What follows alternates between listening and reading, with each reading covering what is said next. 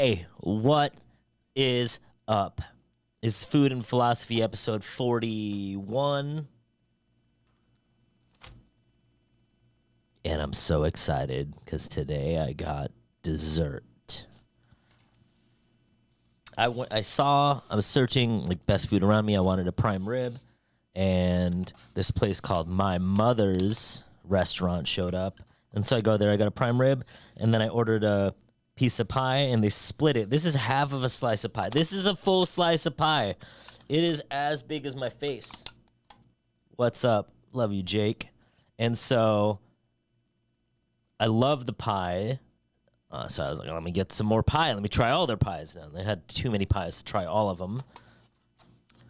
So I got the ones that I thought I would vibe with the most. I almost got a third piece, but then once I started showing them, it was this freaking big. I couldn't go for a third piece. So this is from My Mother's Restaurant.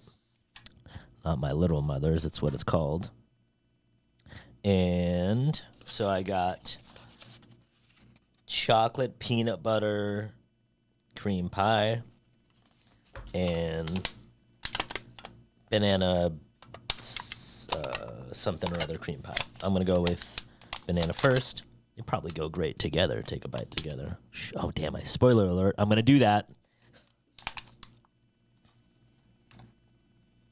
All right. Ooh, so there's a lot of bananas in this. Like real bananas. Their crust tastes like a puff pastry. I'm excited about the chocolate peanut butter one.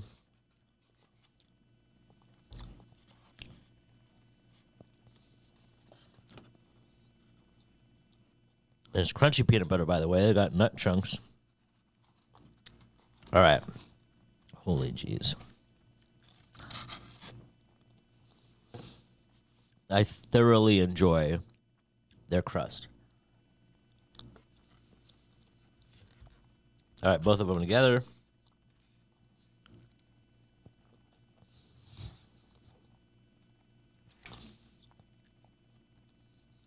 All right, out of the two,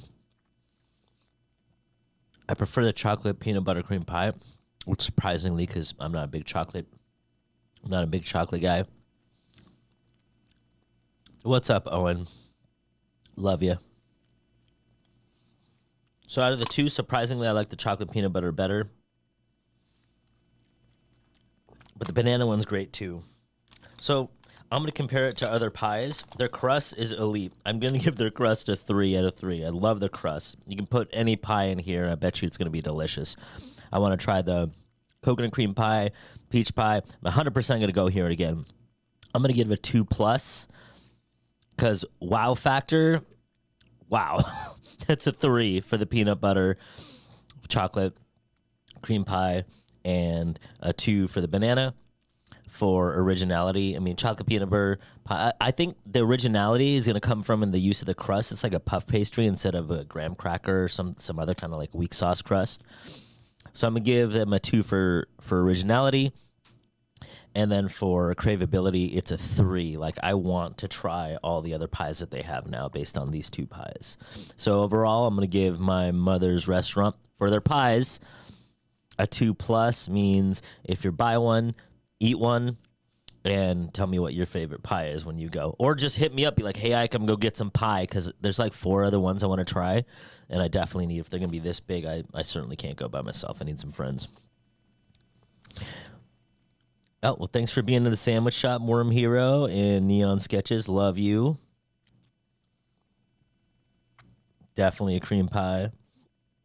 Love you guys. All right, I'm going to take another bite of both and then get back to work.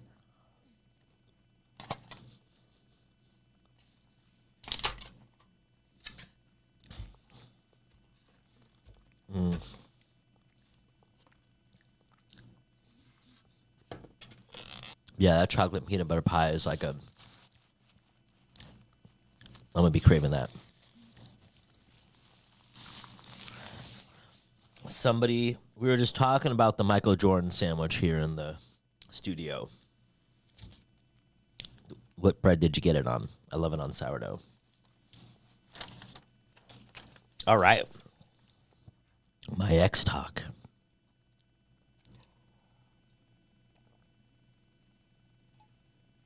My ex talk. Spoiler alert.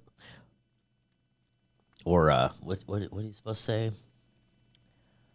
When it's gonna be like offensive to some people. Not spoiler. Warning.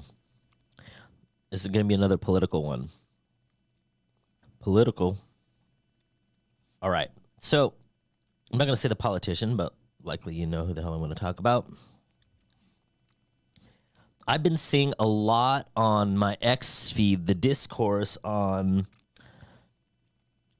having people that don't have kids means that they don't care about the future of the universe or something like that. Or people without kids, they're not trustworthy.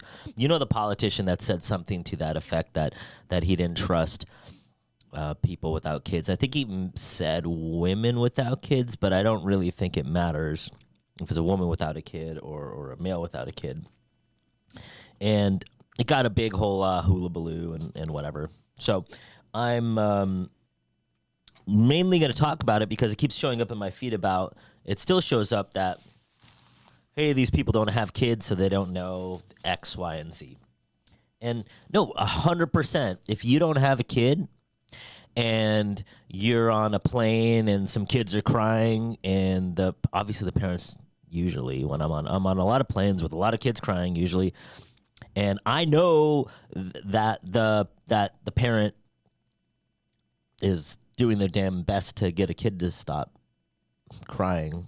But like with humans, they're not going to listen. I know when I was 2 years old or 3 or 5 or 46, you couldn't tell me what to do. So how am I going to expect some little kid to stop crying?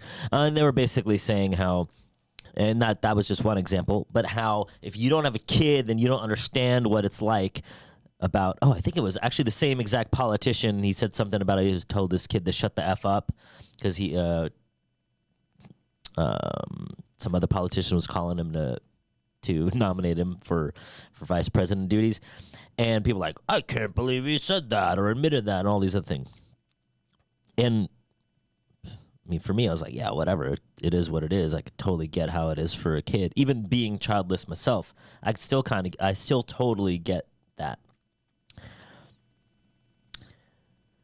What I want to talk about is the opposite side of it, which is that you can't trust people without kids. And I'm going to give like an exception, which doesn't mean that the rule means that you can trust them, because I get the premise. Hey, look, this person hasn't even invested in the future, so why trust that their opinions on anything is going to be the best moving forward?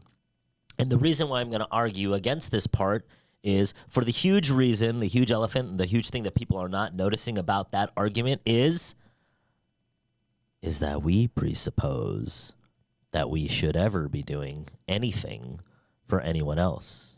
And we put that on a pedestal. Because if anything, if you were jumping and looking at it from an objective perspective, and you did something because you cared about your kids or your kids' future, that's still just as selfish of an act as if you didn't have kids and you only did things for yourself. They're both selfish acts. One just looks like it's not selfish because you're projecting it upon someone else, and the other one appears to be selfish because you're doing it for yourself. But both acts are done literally for yourself. There was Anne Ayn Rand. She wrote a little pamphlet booklet essay called The Virtue of Selfishness, and she basically goes in there and says no human being has ever done anything unselfish ever. Even if they jumped in front of a bullet for you, it wasn't an unselfish act. Even if they did it, whatever it wasn't unselfish. And if you actually look at humanity, that's true. All humans ever do are what they think will give them the greatest amount of benefit, then drawbacks, 100% of the time. No human being has ever moved in anything different other than that.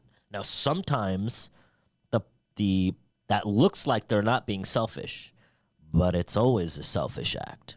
And in fact, only someone that is not paying attention, someone that's an idiot, or someone that's lying is going to be like, no, no, no, that was an unselfish act. They're all selfish acts.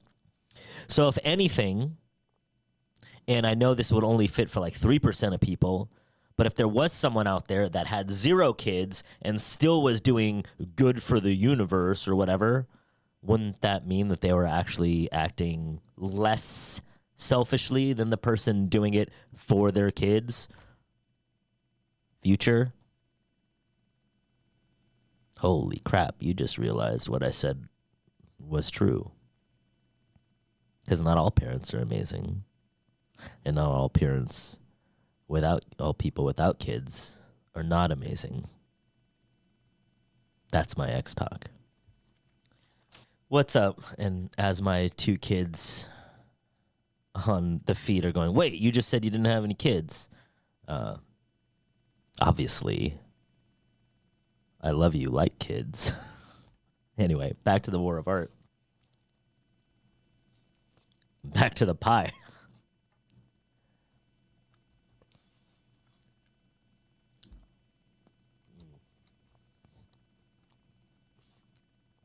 I got to eat in the microphone more. I keep getting that feedback.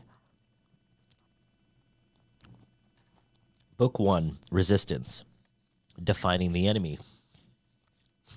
The Dalai Lama says the enemy is a very good teacher. Resistance's greatest hits. The following is a list in no particular order of those activities that most commonly elicit resistance. The pursuit of any calling in writing, painting, music, film, dance, or any creative art, however marginal or unconventional. The launching of any entrepreneurial venture or enterprise for profit or otherwise. Any diet or health regimen. Oh man, I already struck out here. Any program of spiritual advancement. Any activity whose aim is tighter abdominals, talking about abs earlier today in studio. And how can you eat all this food and still be the sexiest mofo on the planet? Hashtag international sex symbol. Any course or program designed to overcome an unwholesome habit or addiction. Education of every kind. Any act of political, moral, or ethical courage, including the decision to change for the better some unworthy pattern of thought or conduct in ourselves. Number 9, the undertaking of any enterprise or endeavor whose aim is to help others. 10, any act that entails commitment of the heart, the decision to get married, to have a child, speaking of children, to weather a rocky patch in a relationship. And 11, the taking of any principled stand in the face of adversity. In other words, any act that rejects immediate gratification in favor of long-term growth, health, or integrity, or expressed another way, any act that derives from our higher nature instead of our lower nature. Any of these will elicit resistance. Now, what are the characteristics of resistance? So which are the things in your life? Spoke about daydreams and goals and fantasies in the last episode. Which are the things regarding those areas of life and the area that you want, and hopefully you wrote down what you would like last time. And if you didn't do that last time, write down what you would like right now. What are the things that you routinely get distracted by? I mean, I keep doing these X talks. I might actually have to get rid of X off my phone because often during research, I find myself on there for 2 hours for no reason, or sleeping way later because I get sucked into some, even though they're interesting articles and even though I'm learning. What are the excuses that seem to come up for you the most? Especially just, a phone is a big thing.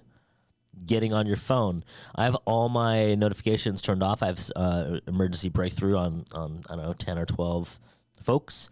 Everything else is not there because I know is going off. Even like during the middle of work, like when I'm working, I still have it off because I don't want to be looking at my phone every time it goes off.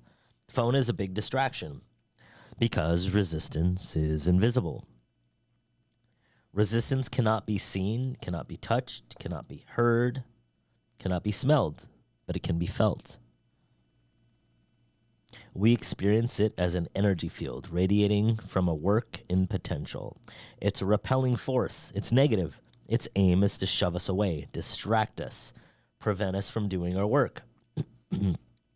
Look at your areas of life right now that you have results that you don't like in, or you'd like even more, but not because you're successful and you want more, but because you're like, oh my God, my stuff sucks. Or the experiences that you have, or your current affairs of the world. Regarding those, what are you resisting about where you are right now? In what areas is resistance stopping you here? Because what we resist persists. What resistance has a hold of you will keep it that way. What is the resistance stopping you from doing? Stopping you from being? What's it stopping you from feeling? So where is it that you've been resisting? And what are the things that you've been resisting? If you write these down and you track them, you want to make the unconscious conscious, you want to look at your world and take a 3D view of it, this will show you the way. You don't get resisted in getting on your phone. No, you just stay on your phone all day or playing video games all day or eating food or whatever it is on your behalf that you don't have resistance showing up for. It's because that's not contributing to your growth. So you get to do those without resistance. So, but where is the resistance showing up? This is showing you the way for you in particular, because it shows up differently for me than just for you and you and you and you and Cloud and Mimi Kirk and Sarah and Brett and Isabella and whoever, Ben, Nico. It all shows up differently for us because that's the way for you. Make the invisible visible. Make the invisible visible. Follow this to your dreams. Where is resistance showing up for you? What areas of life? Write that down. That's the path to go. Congratulations, you just made the invisible, like life just repeating, and you're going, oh my gosh, why is it always like this?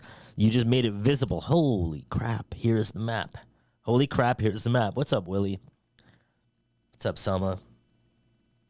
Resistance is the universe's way of testing you to make sure that what you want isn't a fake-ass goal.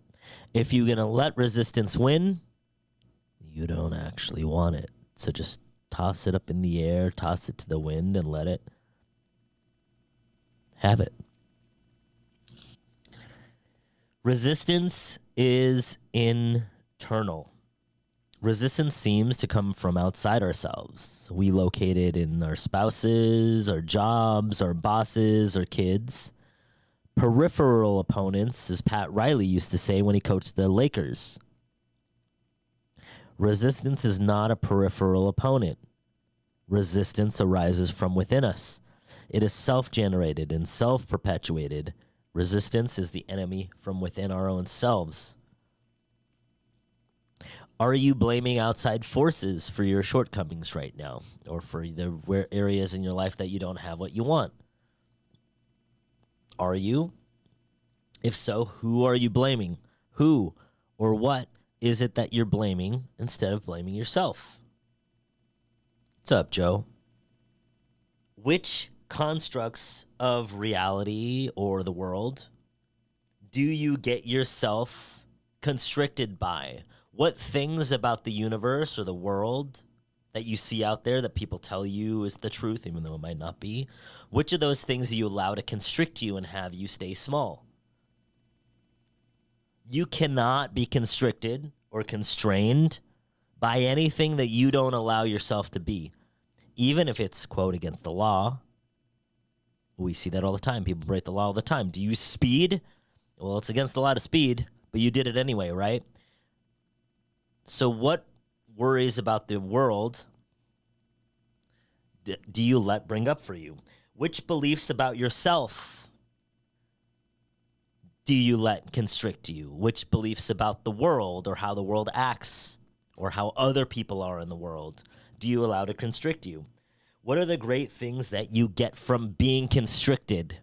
Because if you weren't getting anything out of it, you wouldn't be doing it. Be really cognizant of what the great things you get from it. Do you get to be safe? Do you get to be part of the group? Do you get people to not yell at you? Do you get people to buy your product? There's a benefit here. If there wasn't a benefit, you wouldn't be doing it. Who are you blaming? Are you blaming yourself for what things? When you blame other people, whether that's the government, your boss, your spouse, what are you blaming them for? What do you tend to blame them for? What should they be doing instead? What should you be doing instead? Resistance is insidious. Resistance will tell you anything to keep you from doing your work. It will perjure, it will fabricate, it will falsify, it will seduce, bully, and cajole. Resistance is protean. It will assume any form if that's what it takes to deceive you. It will reason with you like a lawyer or jam a 9mm in your face like a stick-up man. Resistance has no conscience. It will pledge anything to get a deal from you, then double-cross you as soon as your back is turned. If you take resistance at its word, you deserve everything that you get. Resistance is always lying and always full of shit. What are the routine deals that you're making with yourself? Oh, I'll start tomorrow, say if it's a diet or a workout program. What are the things that you routinely do that you fall for? This resistance, this deal making. What other ways are you susceptible to resistance? What are these things? When it makes a deal, do you normally fall for it? When it comes up with a good reason, you're like, oh, that's actually a good reason. Do you fall for it? What are these things regarding your daydreams, your fantasy world, and what you would like routinely pops up for you? What are the things that you're continually making bargains with yourself about? With your family, with your health, with your work, with anything. What are these things that you're doing that you always fall for or fall for routinely? What are the excuses? What are the rationalizations for not doing the work that you want to be doing, that you said you were going to do? What's the easiest ones for you to fall for? For me, I fall for the food one all the time. I mean, obviously, I got this pie. Speaking of pie, I'm going to take another bite.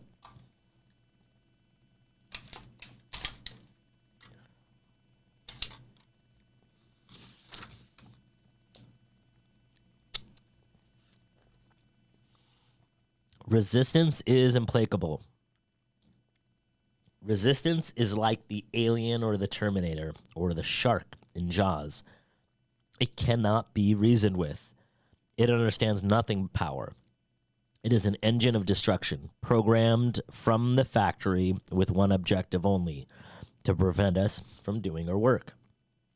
Resistance is implacable, intractable, indefatigable. Reduced it to a single cell, and the cell will continue to attack. This is resistance's nature. It's all it knows.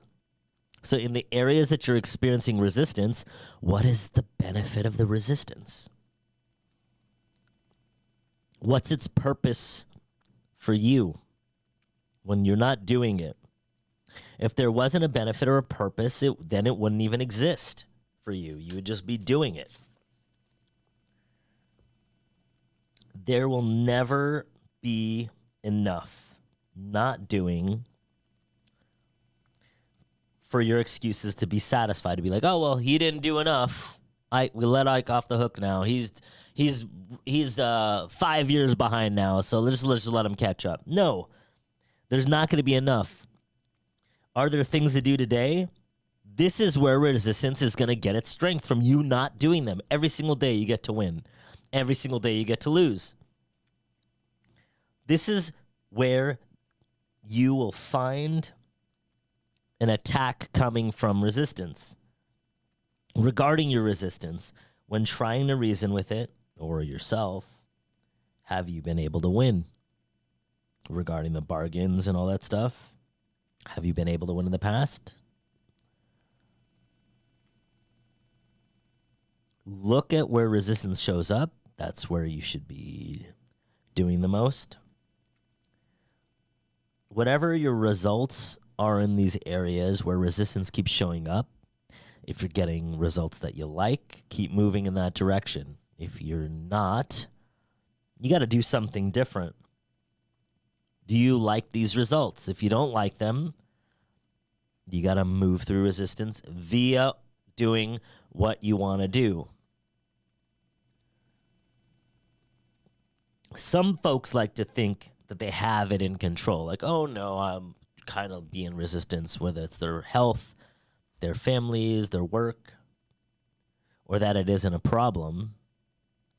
But in reality, every day you get multiple chances to win and multiple chances to lose. And if it keeps stacking up, lose, lose, lose, lose, lose, especially if they're in the same areas routinely, you're not going to like those results there. So knock it off. But even when fighting yourself or fighting resistance, remember, if you get what you want, great. And if you don't get what you want, even better. Your well-being, and all y'all's well-being, is your greatest contribution to humanity. No exceptions ever. And I'm going to eat this peanut butter pie, and I'll catch you on the flip side, guys. Love you.